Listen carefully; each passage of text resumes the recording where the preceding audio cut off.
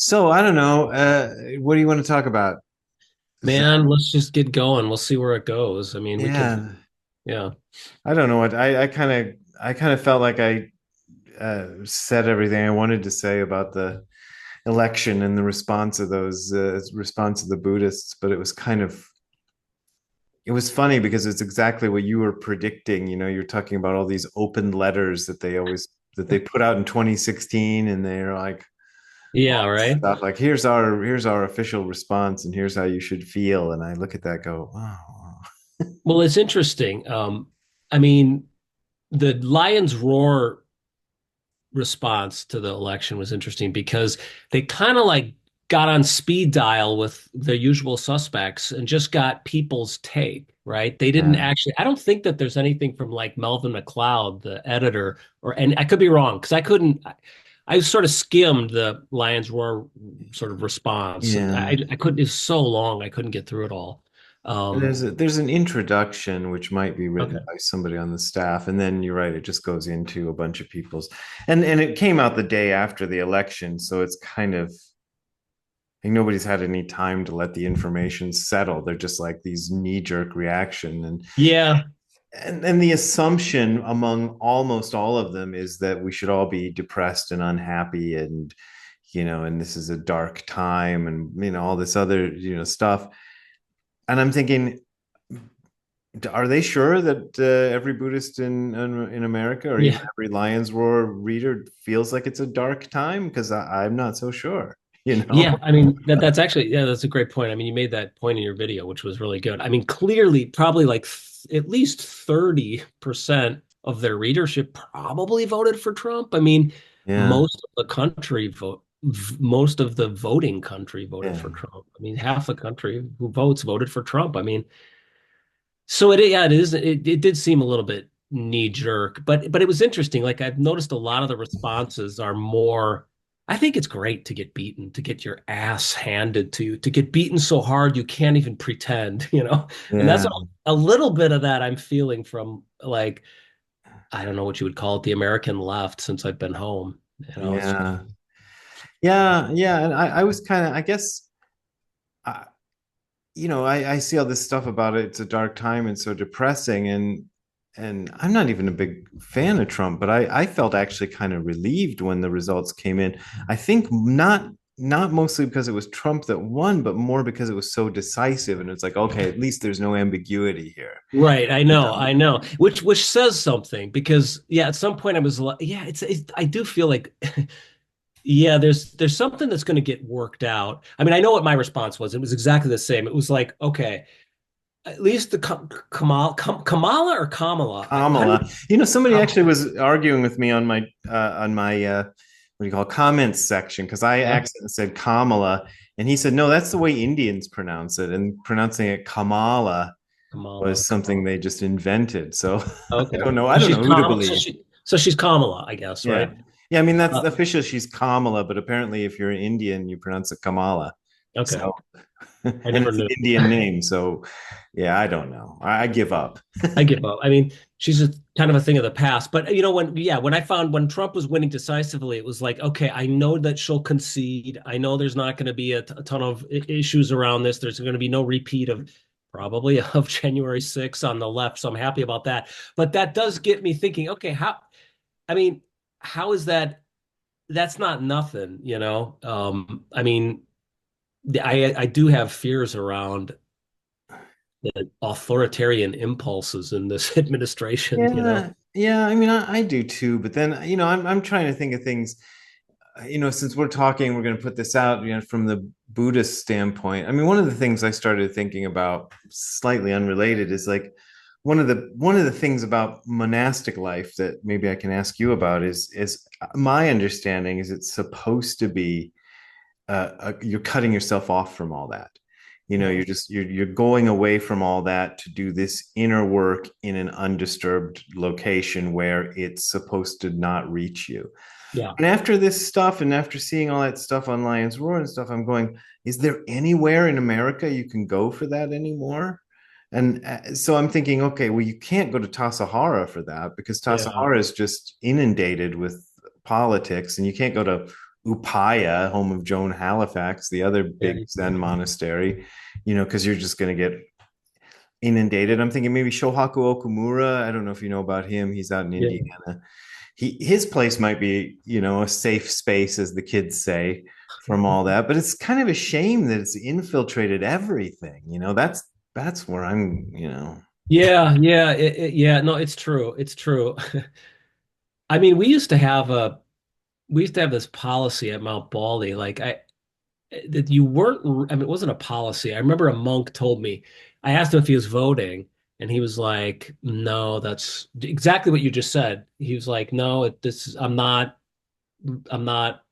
I forget how he put it, but and he was also kind of a dick actually. But so I kind of took it. I went and did the opposite. I actually did go and vote. But his theory was exactly what you said. We're in the space.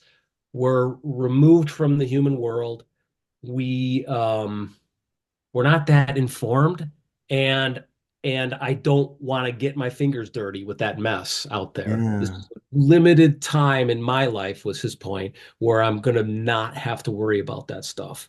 And I remember at the time my thinking was, well, we're affected. If nothing else, we're affected. Like we do our begging rounds, we do takahatsu down at the LA food market, and we're connected to the world. Yeah. So I'm gonna vote because we're still connected to it. But it was pretty strong. It was pretty apolitical at Mount Baldy.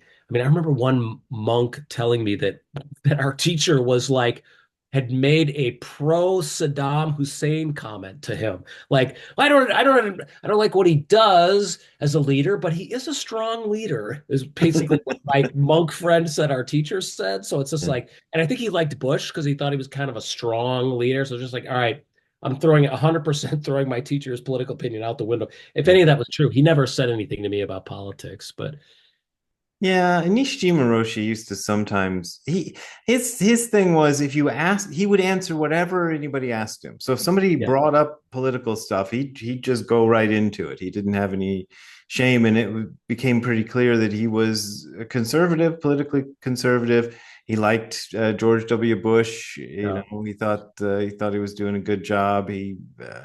I never heard him say much about the Japanese prime ministers, but they were all, well, he did say one. There was one controversy where one of the Japanese prime ministers went and visited. Oh God, I wish I could rattle off the name. It's a famous shrine. It might be the Meiji Shrine in Tokyo, but housed within the Meiji Shrine, symbolically are the dead from World War II. Yeah. Okay. And it had been a long-standing policy of prime ministers not to go visit the Meiji Shrine. Well, I think it was the Meiji Shrine. It doesn't matter, because of that, because it looked bad, especially to their allies and whatever in Asia, or not just Southeast Asia, everywhere, Korea especially. And so this one prime minister he did the thing. He went to pay his respects there, and it was a huge international controversy. And I remember Nishijima Roshi saying it's his right to go and pay his respects wherever he wants to pay his respects. Mhm. He wasn't taking a strong stand on it, but he was just saying, this is, that's, you pay your respects to your fellow countrymen. This is what you do. Yeah. Yeah. Um, who fell in battle, and no matter what the circumstances. But yeah, I mean, you think about Japan politically, they got some stuff, you know. Yeah. Yeah. Yeah. So Yeah. Yeah. Yeah. And like Zen is typically in Japan more right wing, right? I mean, it's yeah, not, yeah, I for mean, I sure. don't understand Japanese politics at all, but I never met a Japanese monk who I thought was a similar to the American left and American Buddhist left. Like Yeah, a yeah. lot I of, think I think throughout Asia, it's more politically conservative, and which makes sense because that's just religious people tend to be conservatives yeah. because Yeah. they're into this thing that's very old, and Right. they're trying to preserve it. So it sort of makes sense that they would have the same attitudes politically. Right. So I just think it tends towards conservatism, but it's not. It's not heavily politicized, not the way it is here. That's the, you know. Yeah. Yeah. Yeah, it's going to be an interesting 4 years. I thought sort of the Buddhist approach seemed kind of measured. Like what little I skimmed in that Lion's Roar article, what little I've seen on Facebook, other than like the Barry Magid one that you read Yeah. out.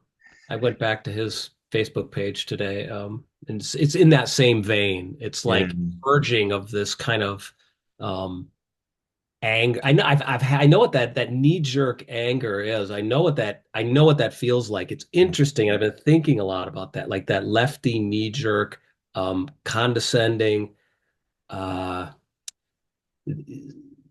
heated rhetoric. They're not really engaging with. I think a lot of people don't want to engage with Trump. Like, just don't. And this is going to be a hard 4 years for those people because he's going to be dominating the news cycle. And if every time one sees him, the gag reflex goes off, it's going to be a long 4 years. Yeah, yeah, and I kind of feel that's a shame because I don't, yeah, I mean, I'm old, so I lived through Reagan and the two Bushes and I thought Reagan was going to destroy the world. I mean, I literally really thought that. And I Really? look back at that point in my life and I go, there's so much.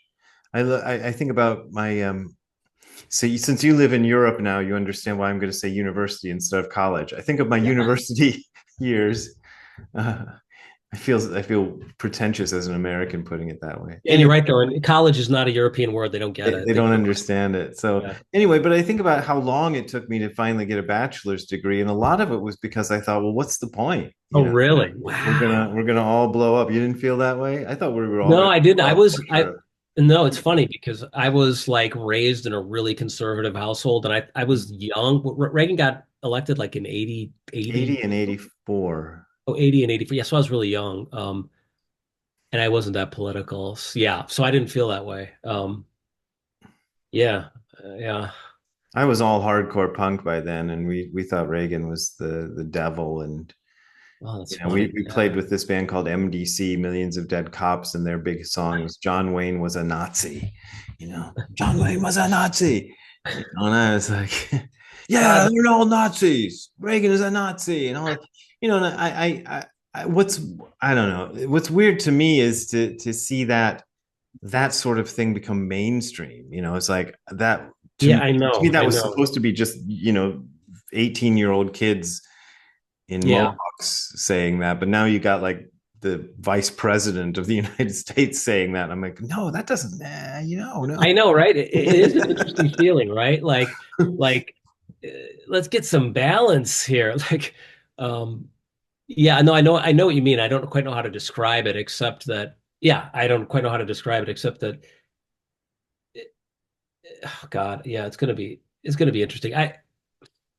Yeah, I feel like as I said earlier, like the Democrats, whom I would have voted for, but I couldn't it was kind of a fortuitous combination of circumstances such that I couldn't vote. And I'm glad I couldn't vote. Like I live in Europe and I was trying to register here in Wisconsin and I had the wrong blah blah blah and I'm running around in the rain. I did my best, but the truth is I could have probably tried a little bit earlier and had my ducks in a row a little bit earlier so that I really could have made sure, but I didn't feel strongly. And the more about voting for who I was going to vote for. What can we say Buddhist about Yeah, this? I know, right? I know. That's what I kind of think it's the question about whether Buddhism should or should not be political, and I keep reiterating my stance on that, which I think is simple, but people keep not getting it, which is you as an individual Buddhist do whatever you want. It doesn't bother me, but it bothers me when people start doing things in the name of Buddhism. Like Yeah, when Joan Halifax was tweeting, I'm a Buddhist and you know who I'm going to vote for and you should do the same. And I'm like, yeah, come on, yeah, yeah. I know what you mean. And she's in this position where she's a celebrity and she's a teacher and she's a person, and Yeah. she's never clear on what role she's speaking from. But they're very specific roles. Well, And like that's, when when someone speaks from the role of a teacher about a politician, yeah, yeah, I'm not down with that. It's just it feels to me like they're preaching, bullying. I don't find it interesting. And yeah, so it's and just that's like not what I want. It's, I said this once about like, how to explain what I thought about these Buddhist centers getting political was like if I was interested in karate. And the reason I was interested in learning karate is because I was really committed to Black Lives Matter and I wanted to use my karate skills in the service of Black Lives Matter to help defend people from the cops or whatever, whatever. And I Right. go to my karate class, and the karate teacher starts giving me a lecture about the greatness of Black Lives Matter. I'm going to be like, even though I'm the most committed BLM guy in the world, I'm going to be like, come on, get to the karate class. That I did, Right. Right. I can get the Right. BLM lecture somewhere else. Right. That's my problem with the Buddhists going political. It's like, you got this thing and it's very rare and precious and you don't have much time to do it. So let's not waste time on other things Yeah. and leave those other things to the other people who specialize in them. And we Right. don't have to bring that into our centers. Yeah. Yeah. Yeah. Yeah. And also, like there's a place for dropping it completely. Like I know my friend in Vienna who teaches Zen. I mean, he's sort of a classic lefty, um, but he's got all kinds of views that are all over the map, and he doesn't hold those views very tightly. So none of that comes out when he's in the Zendo, right? And it's kind of clear that when he's in that role, now it's time to talk about the really important thing, which is the Dharma, which are these precious teachings, like you said, which really do hold all of us together. I mean, you know, and that's what I'm trying to do. I don't know. I had a weird shift personally with these two candidates in this last election, and both of them stopped annoying me so much. And I'm hoping I can kind of carry that forward and Yeah. not have that pinch, you know, but just keep seeing the humanity in these people. Like that's going to be the quest. That's going to be hard. And instead of hardening into what my usual default political position, you know. And Yeah. I like to see that. I like to see that being above the fray in my teachers. And it's not that they're not like they're not taking the bait of having to have an opinion. It's more like they're holding it all. And you can feel that with certain teachers, and I really respect that. It's like they're holding it all. They're not getting hooked on, okay, I have to say something because there's a few people in my Sangha that are going to be really vocal about how we have to speak out against fascism or whatever. Um, I like Yeah, the, yeah, I like that way you put it, not taking the bait, because it gets hard to avoid, and I kind of have some sympathy with these people yeah, who feel like they need to speak out because you're right, they're getting pushed by members of their sanghas and things to have an opinion and to voice it and to be the whatever they and I've felt that push before when I've led groups where people are trying to get you to take a position and I don't want to take a position or yeah. yeah, it's just I just think leave it out. It's tough. It's tough. It's tough. I mean, we're in an interesting moment because I mean, to their point. I mean, you know, yeah, I don't know. I mean, we're pre Donald Trump second term right now, so it's all we just are going to wait and see what happens. Yeah, we And I don't know. we We don't don't know. know. And And that's the thing. We have no idea what it's going to shake out.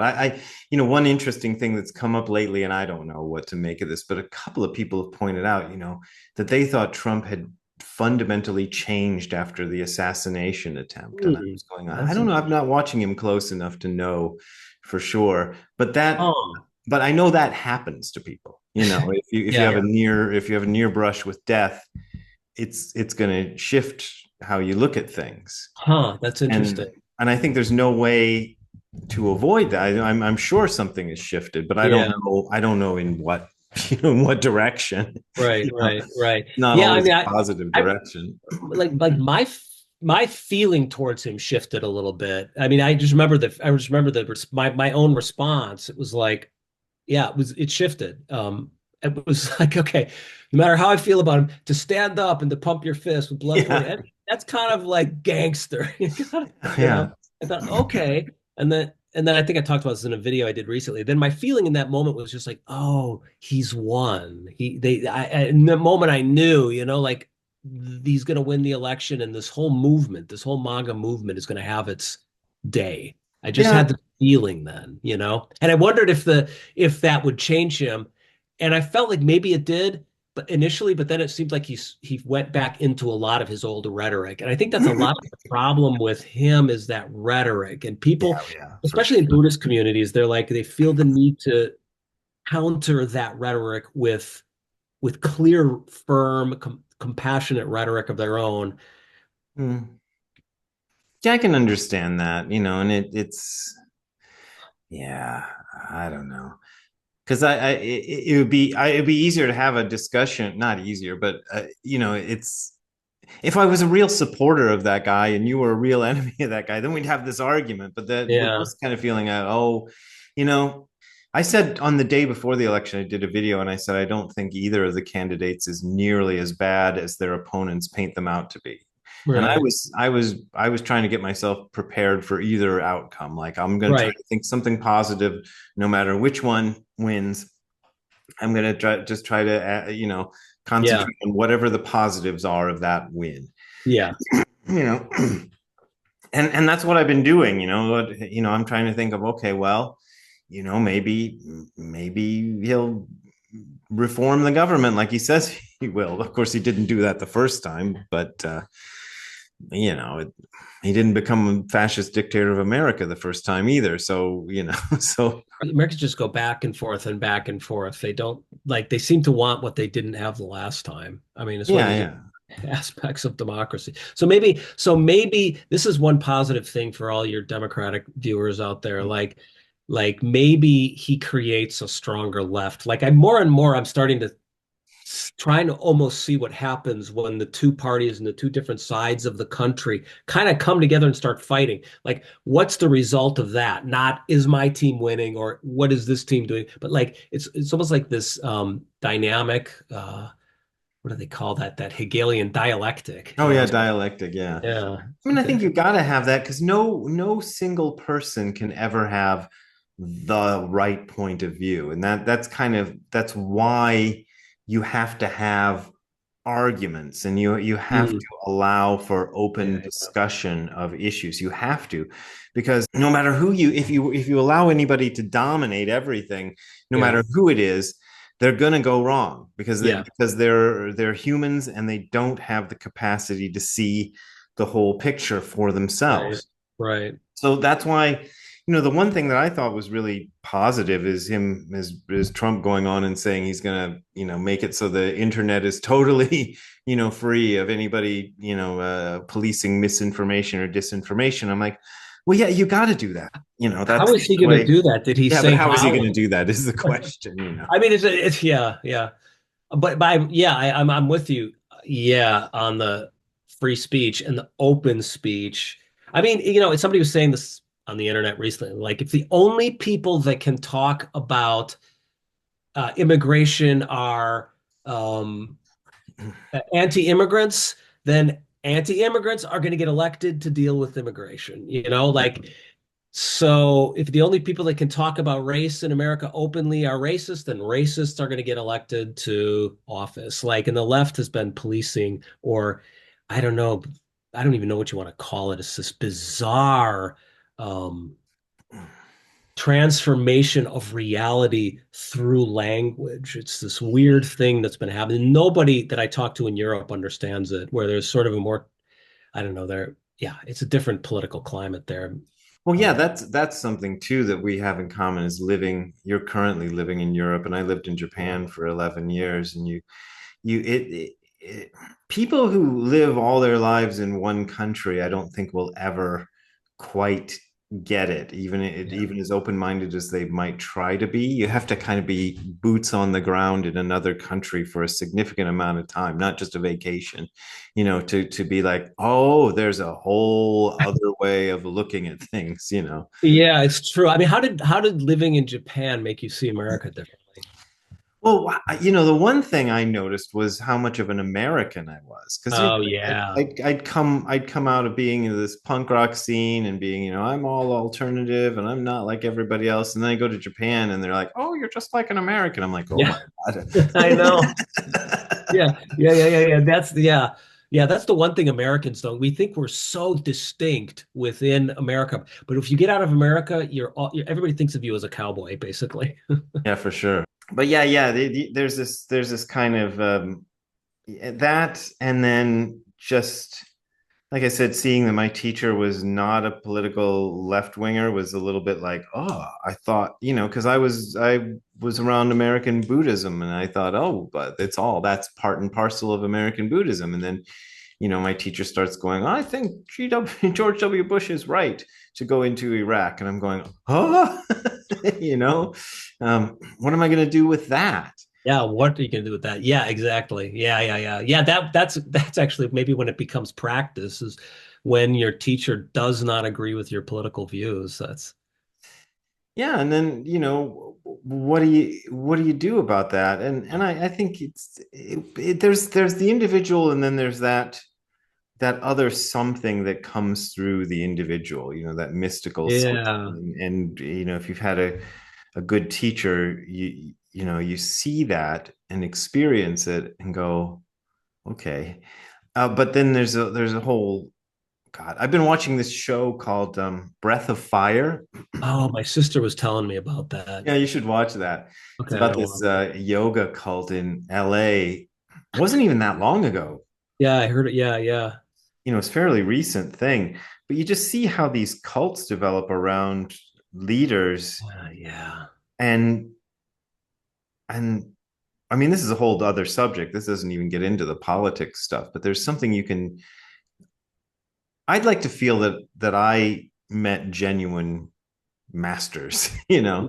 that there was something coming through them. But then I look at this stuff like that show, and I've watched a bunch of cult documentaries where there's certain people who are able to imitate that, and maybe they even have a little bit of it, Yeah, yeah, yeah, but yeah, but it gets channeled into the bizarre direction, and it goes all screwy. yeah. So God, yeah, yeah.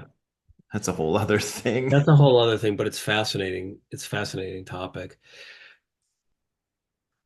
Yeah, it's going to be an interesting. One thing I was telling a friend of mine, I it's 4 years is a long time, and I don't know anybody who didn't like Donald Trump that wants to spend another 4 years like the previous time he was in office. And I was telling a friend of mine who was getting worked up over the election, I was like, take that energy and put it into something, you Yeah, know, because instead of reading the New York Times and the Washington Post, and then leaving long, very thoughtful, very enraged, inflamed comments. Don't do that this time around. Volunteer somewhere. Volunteer yeah, anywhere. Engage. Yeah, engage because it's a different moment. It's a different moment than the last time Trump got elected and then when Biden got elected.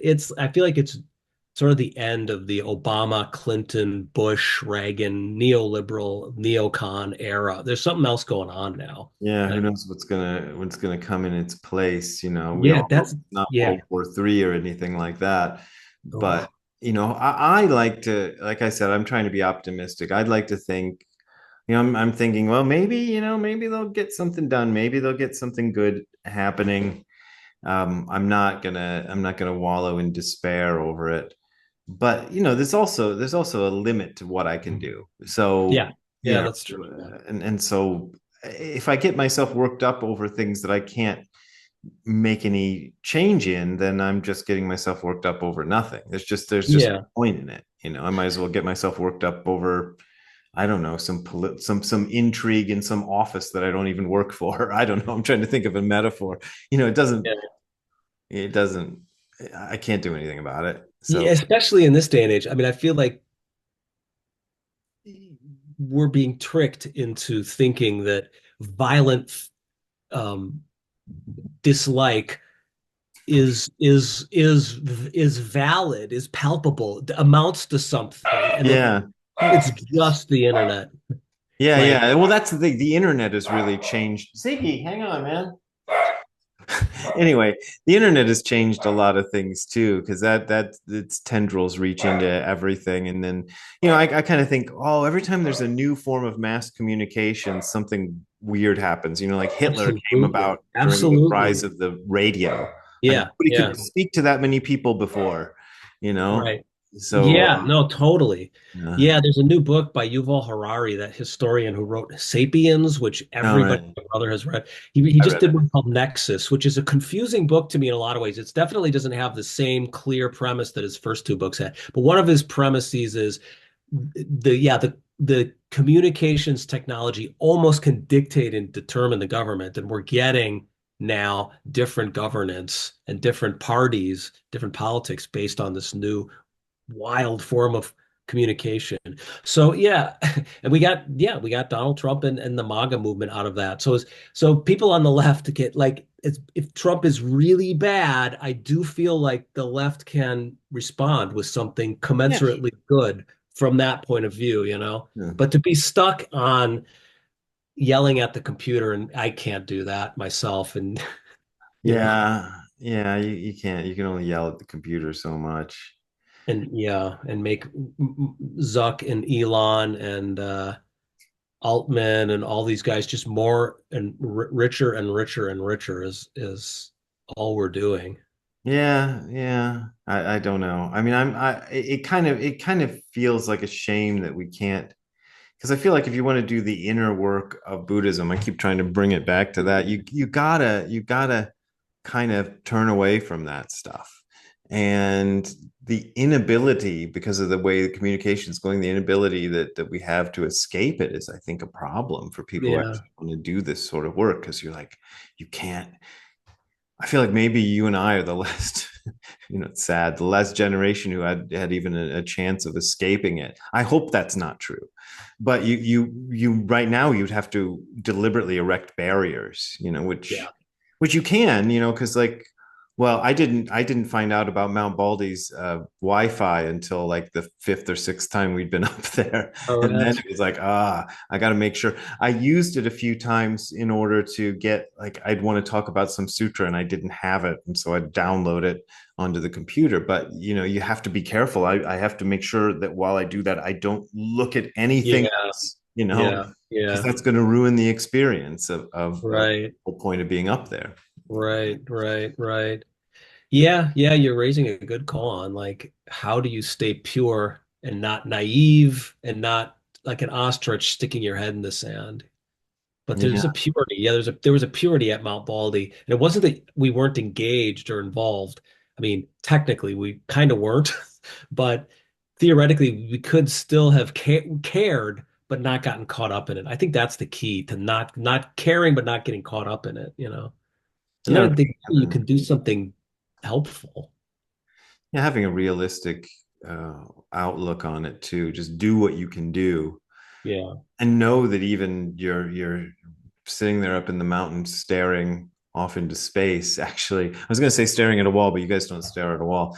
But doing that actually has some effect, and Yeah, yeah. weird to think that, but I think Yeah, that's the other thing. And you brought this up in your video, like seeing what's there too, not spazzing out and just seeing a few clips about the political enemy and then going back to your particular information silo and guzzling the drug, you know. But yeah. like seeing what's there. And even how did Nishijima put it? Look at Look at bad information, hated information. hated information. Yeah, Like yeah, and you have to look at this stuff like, I hate this, but I'm going to look at it. And I yeah. remember being a little scared in 2016, like after what I said about my nephew and all that, and then I'm being like, okay, I'm gonna type in what is it, dailywire.com, Right, one of these dangerous websites, and go, okay, are they going to turn me into a Nazi? Okay, right. so far they haven't, except I do have a red shirt on, but it's Dickies, the band, the Dickies. Oh, nice. Is that the incredible shrinking Dickies? Yeah, yeah. Oh, that's great. Anyway, my friend made this and gave it to me. They're gonna cut us off in less than a minute. All right. Did you get a warning? I got less than a minute. All right. Well, I guess we can just stop, and then I can see if I can make anything out of this. I don't know. It might Okay, be. yeah, cut something together. Yeah, I think it's good for people to. It's good for me actually, just to kind of touch base about this shit. Yeah. Hey Ziggy, hey Ziggy, what you see? You see something over there? Is there a cat over there? You want to go get the cat? Want to go see if there's a cat over there? I don't know. You better go see if there's a cat. All right, let's go check. Let's go check it out. Let's go check it out.